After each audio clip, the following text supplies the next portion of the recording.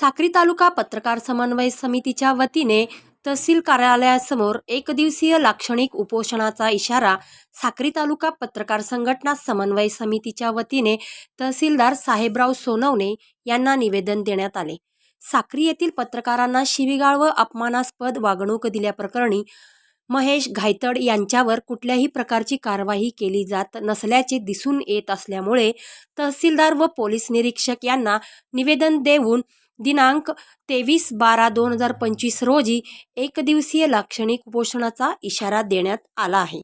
साक्री तालुका पत्रकार संघटना समन्वय समितीच्या वतीने पत्रकारांना अपशब्द वापरून अवमान केल्यामुळे साक्री पोलीस स्टेशनचे असई महेश घायतड यांच्या विरोधात पत्रकार संघटनामध्ये प्रचंड असंतोष पसरला असून त्यांच्यावर तात्काळ कारवाई करावी या मागणीसाठी उपोषणाचा इशारा देण्यात आला असून त्यानंतर लाक्षणिक उपोषणाचा स्थळी पुढील दिशा ठरवली जाणार असल्याचे पत्रकार संघटनाचे अध्यक्ष प्राचार्य नरेंद्र तोरवणे, ज्येष्ठ मार्गदर्शक विजय भोसले यांनी आपली भूमिका मांडली।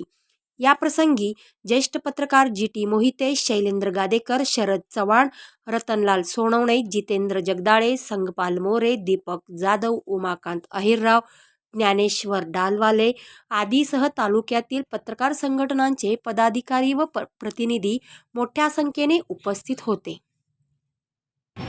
पत्रकारांच्या 3 संघटना आहेत। तिन्ही संघटनांनी एकत्र येऊन साक्री तालुका पत्रकार संघटना समन्वय समितीची स्थापना केलेली आहे आणि या समन्वय समितीतर्फे आज माननीय तहसीलदार साहेब यांना उपोषणाची नोटीस देण्यात आलेली आहे। आपल्या सगळ्यांना माहीत आहे की साक्री पोलीस स्टेशनचे फौजदार ज्यांनी अपंग पत्रकार ज्यांना आपण दिव्यांग असं म्हणतो गादेकर यांना लंगड्या वगैरे असे संबोधन वापरून शिवीगाळ केलेली आहे। त्याबरोबर पत्रकार शरद चव्हाण, पत्रकार जी.टी. मोहिते बापू, उमाकांत अहिरराव यांच्याशी गैरवर्तन केलेलं आहे। या संदर्भामध्ये आम्ही रितसर DYSPंना निवेदन 8 दिवसापूर्वी दिलेलं होतं। त्याप्रमाणे काल DYSP इकडचे रजेवर असल्या कारणाने ज्यांच्याकडे चार्ज होता ते जाधव साहेबांनी पत्रकारांना बोलून जाबजबाब घेतलेला आहे, परंतु अद्याप ठोस कारवाई झालेली नाही।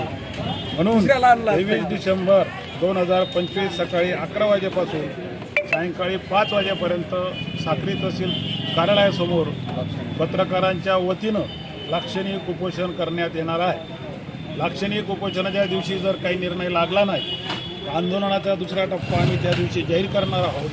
तो दुसरा टप्पा काय असेल हे आम्ही त्या दिवशी आपल्याला सांगू। पोलीस आणि पत्रकार या खरं म्हणजे एकाच नाण्याच्या 2 बाजू आहेत। समाजामध्ये एक चांगलं चित्र दोघांचा समन्वय असला तर असतो, परंतु या ठिकाणी जे घडलेलं आहे त्याचं समर्थन कोणीही करू शकत नाही। अशा पद्धतीने वर्तन करणाऱ्याला कठोर शिक्षा झाली पाहिजे अशी जी पत्रकारांची मागणी आहे, ही मागणी वरिष्ठांनी मान्य करावी।